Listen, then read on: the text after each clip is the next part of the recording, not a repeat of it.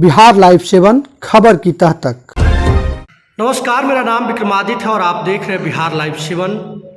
जिस तरीके से कोरोना की तीसरी लहर जो है अपना पांव पसार रहा है वो चिंताजनक है। बिहार सरकार ने नाइट कर्फ्यू के साथ जरूरी निर्देश भी जारी कर दिया है और उसका पालन पुलिस प्रशासन के लोग करा भी रहे हैं। जब सहायता की बात आती है, गरीबों को मदद करने की बात आती है, तो सबसे पहले नाम आता है भारतीय रेड क्रॉस सोसाइटी की। कोरोना की पहली लहर और दूसरी लहर में रेड क्रॉस सोसाइटी के द्वारा काफ़ी मदद भी किया गया था। हम यह जानना चाहते हैं कि जब तीसरी लहर अपना पांव पसार रहा है तो रेड क्रॉस जहानाबाद किस तरीके से तैयारी कर रखा है और गरीबों के लिए क्या क्या प्लानिंग चल रहा है। इसी पर बात करने के लिए अभी हमारे साथ मौजूद हैं रेड क्रॉस के सचिव डॉक्टर सत्येंद्र कुमार। सर, स्वागत है आपका बिहार लाइव 7 में। जिस तरीके से कोरोना लगातार अपना पांव पसार रहा है, क्या कहना चाहेंगे? धन्यवाद आपका। फर्स्ट वेव में भी हम लोगों ने काफ़ी मदद की थी।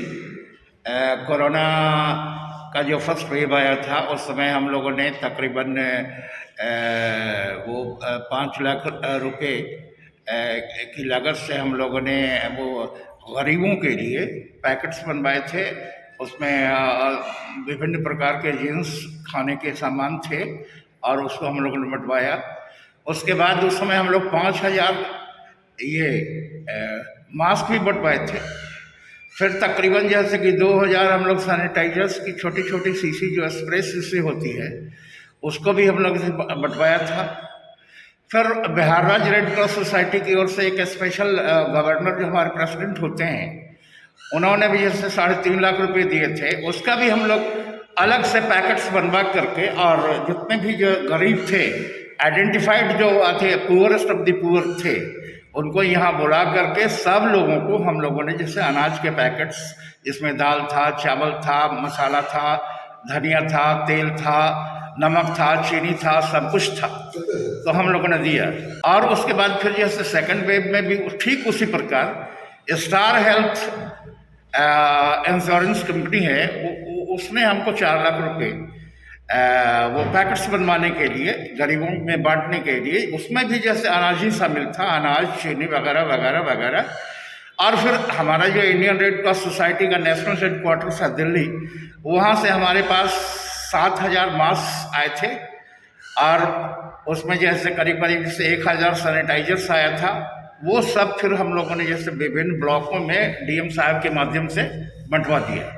जी, अब जो है सर तीसरी लहर भी अपना पांव पसार रहा है, ऐसे में रेड क्रॉस सोसाइटी क्या कर रही है? तीसरी लहर में भी हम लोग अभी ये चूँकि वो आप जानते हैं कि ये जो इंडियन रेड क्रॉस सोसाइटी है वो दान के पैसे से चलता है, इसमें सरकार का एक पैसे भी अनुदान नहीं रहता है। तो हम लोग एक आध जो कॉरपोरेट वो कंपनियां हैं उनसे हम लोगों ने संपर्क स्थापित किया है कि फिर गरीबों में जो निर्धनतम परिवार के जो लोग हैं उनको खाने पीने के लिए उसी तरह का पैकेट्स हम फिर मुहैया कराएं। और उसके साथ साथ हमारे पास अभी तात्कालिक रूप से तकरीबन वो 8000 मास्क आ गया है। फिर वही जैसे कि सैनिटाइजर्स भी कुछ आए हुए हैं। फिर जैसे हाइजीन किट्स उन लोगों के लिए जैसे कि स्पेशली वो IRCS नेशनल हेडक्वार्टर से आया है। फिर वो बहुत ज़्यादा जो है जैसे कि वो इमरजेंसी की स्थिति फेस कर रहे जो गरीब हैं उनके लिए हमारे अन्य राहत सामग्री भी हमारे पास उपलब्ध है, जैसे तिरपाल है, किचन सेट है, क्लॉथ्स हैं, सारा चीज़ हमारे पास है। हम उनको सूचित होने पर जैसे ही हमको सूचना मिलेगी हम लोग कोरोना प्रभावित परिवार की मदद करेंगे। सर, आप लोग लगातार जो है पहले शीतलहरी का जब मौका आता था तो आप लोगों के द्वारा ब्लैंकेट, कंबल, चादर दिया जाता था, क्या इस बार वो सारी प्रक्रिया खत्म हो गई है? इस साल जो है ऐसा है ना कि उसमें चूँकि अभी कोरोना जो है विस्फोट की कगार पर है, इसलिए बहुत भीड़ भाड़ करके हमको उस तरह का वितरण नहीं करना है। हम जो भी बांटेंगे वो पीस मिल बांटेंगे, 5 के ग्रुप में, 4 के ग्रुप में, 2 के ग्रुप में, ऐसे करके तमाम गरीबों को ब्लैंकेट्स दिया जाएगा। ब्लैंकेट्स के साथ साथ और जो सामान ज़रूरी उनको हम लोग समझेंगे वो देंगे। सर क्या यहाँ गरीबों को मिल रहा है कंबल? हाँ, हमारे यहाँ गरीबों को कंबल मिल रहा है, मगर वो उसको हमको आइडेंटिफाई कर करके देना है। वो बिल्कुल गरीबी रेखा से नीचे का लाभार्थी होना चाहिए। आधार कार्ड हमारे यहाँ जमा करेगा और उसके बाद हम कंबल भी है हमारे पास पर्याप्त मात्रा में, चादर भी हमारे पास है, और जब भी होगा हम लोग जैसे कि वो आएंगे संपर्क करेंगे, उनको दिया जाएगा। अब तक सर कितने लोगों को लगभग मदद दिया गया है रेड क्रॉस के माध्यम से इस ठंड के मौसम में? अभी तक हम लोग 50 लोगों को, जैसे अभी चूँकि ये कंबल का जो कंसाइनमेंट है वो बस 3 रोज पहले आया है, तो जब तक पहले कंबल का हमारे पास तो स्टॉक नहीं था। अब जैसे कि पटने से स्टेट हेडक्वार्टर से कंबल आ गया है, तो हम लोग कंबल बांटना शुरू कर दिए हैं। तकरीबन 50 लाभार्थी को अभी तक हम लोग लाभ पहुंचा सके हैं, और जो लोग आएंगे सबको देंगे। हाँ जी, ये निरंतर सतत जारी रहेगा, कंबल और चादर दोनों ही। सर कोरोना लगातार फैल रहा है, जो लोग मास्क नहीं लगा रहे हैं, आप यहाँ के सचिव के साथ साथ एक जिम्मेवार नागरिक के रूप में, आप जहानाबाद के एक वरिष्ठ नागरिक के रूप में जाने जाते हैं, ऐसे में आप क्या अपील करना चाहेंगे उन लोगों से जो मास्क नहीं लगा रहे हैं? हम तमाम लोगों से यही अपील करना चाहेंगे कि कोरोना विस्फोट के कगार पर है। 2, 4, 5, 10 दिन में हमारे राज्य में भी बहुत बड़ा विस्फोट होने वाला है, जैसा कि जो एक्सपर्ट्स हैं वो बता रहे हैं।